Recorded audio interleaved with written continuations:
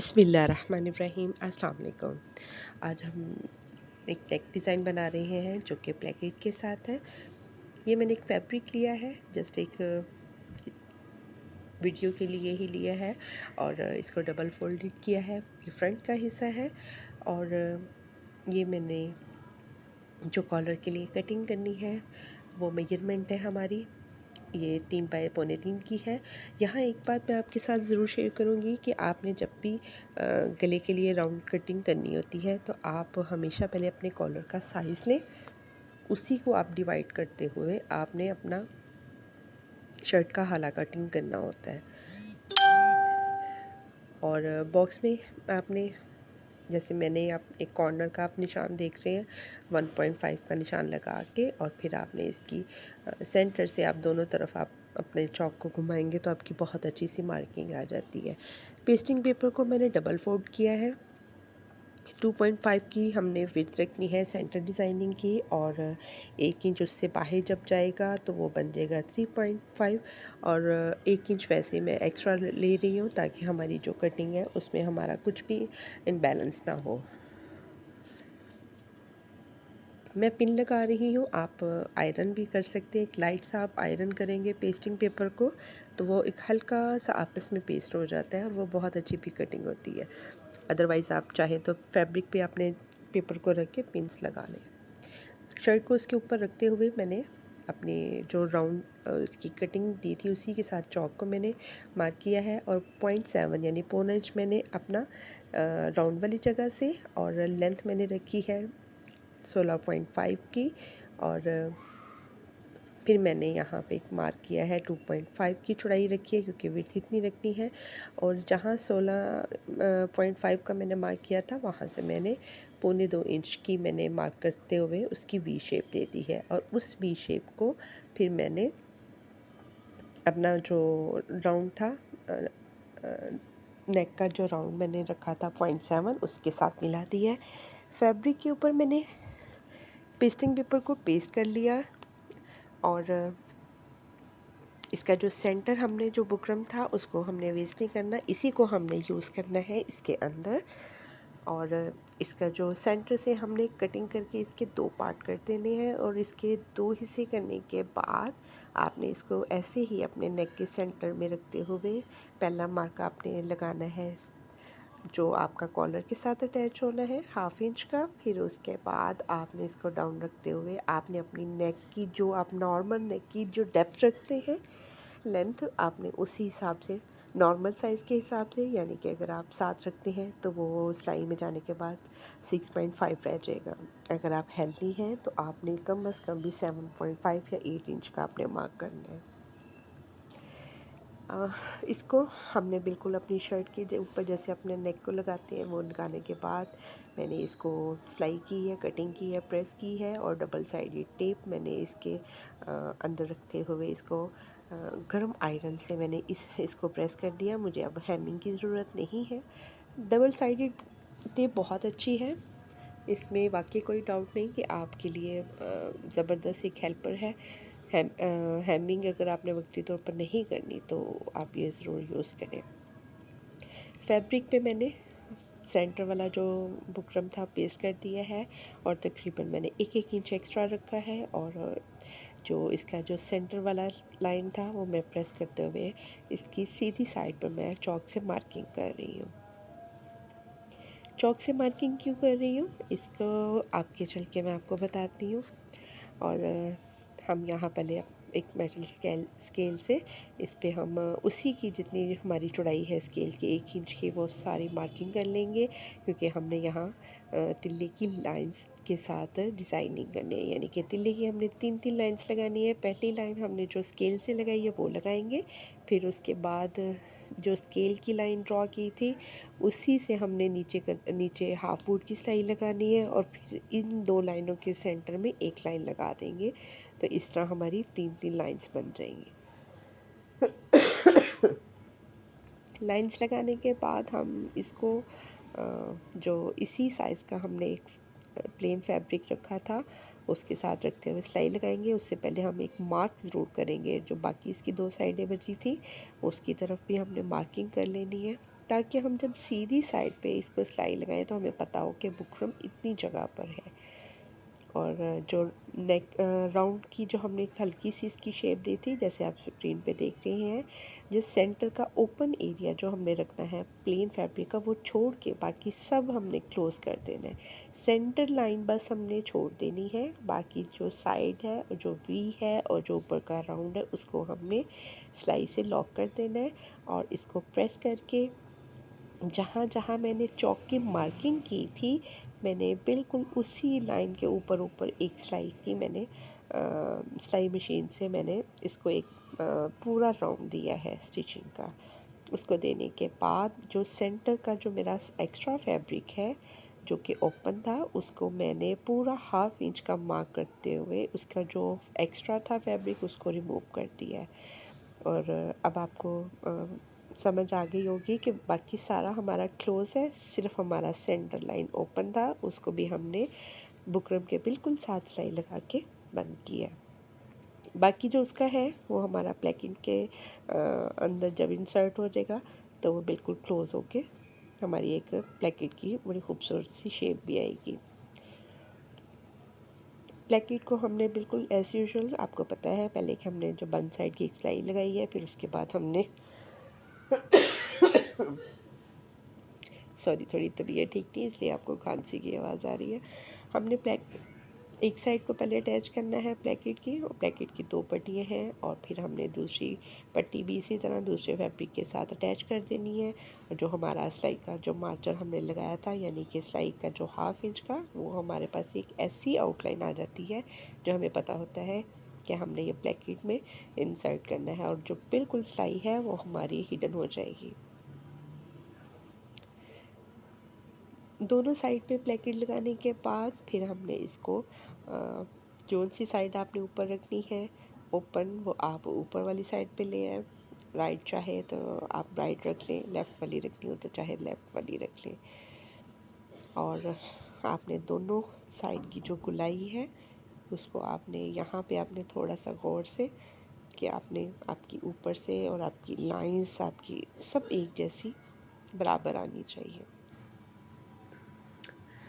अब आपने जौन सी भी आपने ऊपर वाली साइड पे रखनी है वो पट्टी रखते हुए, जैसे मैं अपनी लेफ़्ट साइड की रख रही हूँ, तो आपने इसको रेड वाली जो पट्टी के ऊपर पट्टी रख के, तो हमने इसको जितना ओपन रखना है, मैंने 7.5 इंच तक इसको ओपन रखा है।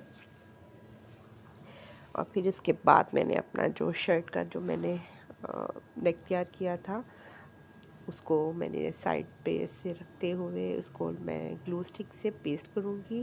क्योंकि हर चीज़ हमारी एक पैटर्न के हिसाब से कटिंग थी, इसलिए कोई भी मुश्किल नहीं हुई। और स्पेशली आप ये जो प्लेकेट की दोनों साइड है, जो कि स्टार्ट टॉप पर आ रहा है जो नेक, वहाँ से आप ज़रूर एक बार चेक करें कि आपकी दोनों साइडें जो हैं वो एक ही साइज़ की हों। एक साइड से स्टार्ट करते हुए हम सिलाई करेंगे और दूसरी साइड पे हमारी फिनिशिंग हो जाएगी।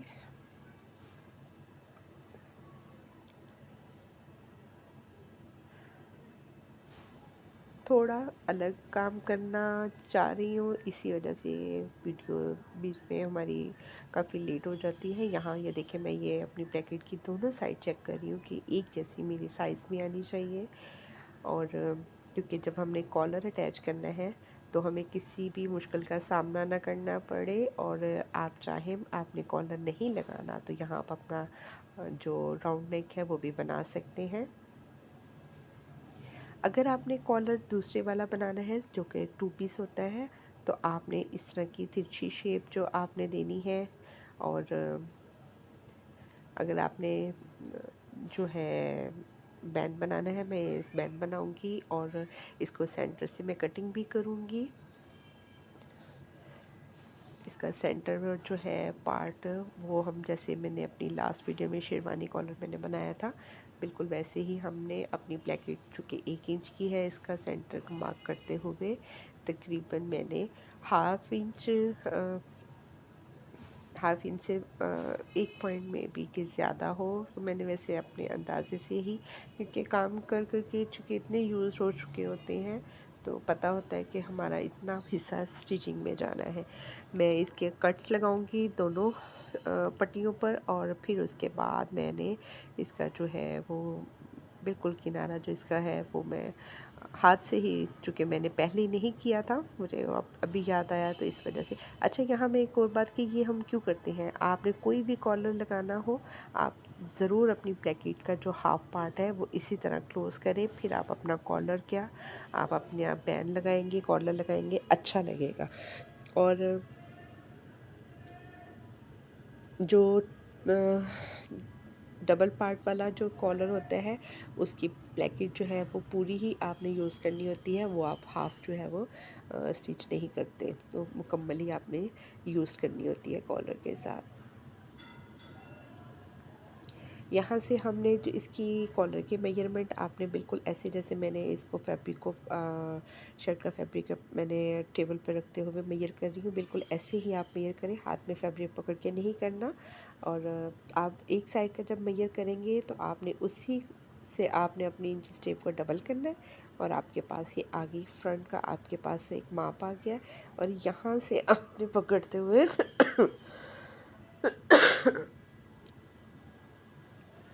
दोनों फ्रंट का जब माप आपके पास आ जाएगा, उसी माप से आपने अपने बैग को मेजर कर लेना है, तो आपके पास एक कॉलर की पैमाइश आ जाएगी। कॉलर मैंने बैंड जो है उसकी पैमाइश आपके पास आ जाएगी। बैंड मैंने इस बार जो बनाया है, मैंने इसको 2 इंच बिल्कुल स्ट्रेट रखा था, और फिर मैंने उसके पास 2.25 इंच मैंने जहाँ मेरी लेंथ जा रही थी बैंड की, वहाँ से मैंने 2.25 का मार्क करने के बाद इसको मैंने एक गुलाई शेप दी थी। 1 इंच का मैंने इसका विड्थ रखा है, कॉलर की जो चौड़ाई है वो 1 इंच रखी है। फिर उसके बाद मैंने ब्लैक कलर की इसकी बूट पाइपिंग की है। बूट पाइपिंग के लिए मैंने विड्थ में कपड़ा लिया जो कि फ्लेक्सिबल होता है, और उसको हल्का सा मामूली से स्ट्रेच करते हुए लगाया है, क्योंकि उससे इसकी बड़ी अच्छी शेप आएगी। और उसको लगाने के बाद मैंने इसको आयरन किया है, और जो सिलाई में कपड़ा था उसको मैंने थोड़ा सा कटिंग करके रिमूव किया है, और फिर मैंने इसके साथ तिल्ले की 3 लाइंस लगाई हैं, जो कि हमारे नेक लाइन में भी थी, इस वजह से। फिर उसके बाद हमने जैसे जो शर्ट के साथ अटैच होना था वो मैं फोल्ड करते हुए उसको मैंने हाफ बूट की सिलाई लगाई है, और उसको मैंने चूँकि इसी साइज़ का दूसरा भी मैंने कपड़ा सादा भी मैंने कटिंग किया हुआ था कॉलर का, उसको मैंने जस्ट उसकी जो गुलाई वाली जगह है वहाँ से अटैच करना है मैंने बैंड को, और साइडों से भी मैंने क्लोज नहीं करना। और इसको हमने शर्ट का बैक सेंटर लेते हुए हमने अटैच करना है, लेकिन उससे पहले एक ज़रूरी काम कि आपने 2 सादे से पेस्टिंग पेपर के पीस लेने हैं, क्योंकि ये थोड़ा सा अलग से है बैन अटैच होना, क्योंकि हमारा जो फ्रंट है थोड़ा अलग हट के है, आम फैब्रिक की तरह शर्ट की डिज़ाइनिंग की तरह नहीं है, और ये ओपन है। और ये जो ओपन एरिया है ये हमारा एक जैसा आएगा अगर हम यहाँ पे इसके स्टार्ट में दोनों साइड पे, राइट और लेफ़्ट साइड पे, हम पेस्टिंग पेपर को हम इसके साथ ब्लैकेट के साथ और शर्ट के नेक के साथ अटैच करेंगे, ताकि जब हम इसके साथ अपने बैंड कॉलर को अटैच करेंगे तो हमारा बिल्कुल एक बैलेंस तरीके से बैंड जो है वो इसके साथ अटैच होगा। इसका माप जो है वो आपने ज़रूर चेक कर लेना है। आप जब इसको आपने अगर पेस्टिंग पेपर है वो आप इसके लगा लें, क्योंकि मोस्टली हमारे पास पड़ी होती है, इसलिए उसको 2 पीस आप उसकी कटिंग करके लगा लें। अगर आपने को पेपर यूज़ करना है तो आप पेपर यूज़ कर सकते हैं। जैसे आपको ये जो ब्लैकेट है उसको सपोर्ट देने के लिए है, क्योंकि आपकी ब्लैकेट और आपका जो राउंड नेक है उसमें एक गैप है, उस गैप को एक जैसा रखने के लिए हम ये पेपर पेस्टिंग को लगा रहे हैं।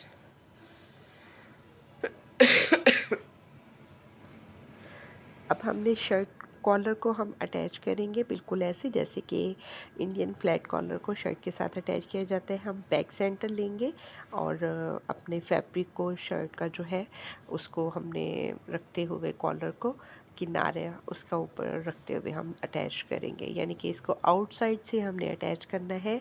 जैसे हम नॉर्मल जो बैन या कॉलर अटैच करते हैं वैसे नहीं करेंगे। और फिर इसी तरह दूसरी साइड भी सेंटर से लाते हुए हमने किनारे तक आना है और फिर उसके बाद हमने पैन की किनारे जो है वो बंद करके तो इसकी हमने हेमिंग कर देनी है। माशाल्लाह से हमारा डिज़ाइन तैयार है। उम्मीद है आपको अच्छा लगेगा और कुछ डिफरेंट कंटेंट बनाने की कोशिश की है मैंने। जस्ट एक ही यहाँ पे ये जो आपको हल्की सी सलवट नज़र आ रही है क्योंकि एक कम फैब्रिक में हमने बनाया है। एक शर्ट अगर पूरी हो तो उसकी एक अलग से शेप होती है, क्योंकि उसकी एक स्लीव के साथ अटैच होने से कमर की सिलाई लगने से उसको एक सपोर्ट होती है। और ये आप देखिए कि ब्लैकेट का सेंटर जब हम करते हैं तो उससे कितनी प्यारी हमारी बैंड का एक इक्वल लेवल आता है। और यह मैंने एक बहुत बारीक टांकों के साथ इसकी हेमिंग की है। मैंने जस्ट एक ही बटन लगाया है जस्ट एक वीडियो की शो के लिए। आप इस पर कुछ भी फैंसी या इसकी किनारे जो नेक लाइन की है कुछ भी आप फैंसी लेस भी लगा सकते हैं। अगर ऐसे रखेंगे तो ज़्यादा खूबसूरत लगेगा और डिसेंट सा लगेगा। उम्मीद है आज की वीडियो आपको अच्छी लगेगी। दुआओं में याद रखिएगा और अपना भी ढेर सारा ख्याल रखिएगा।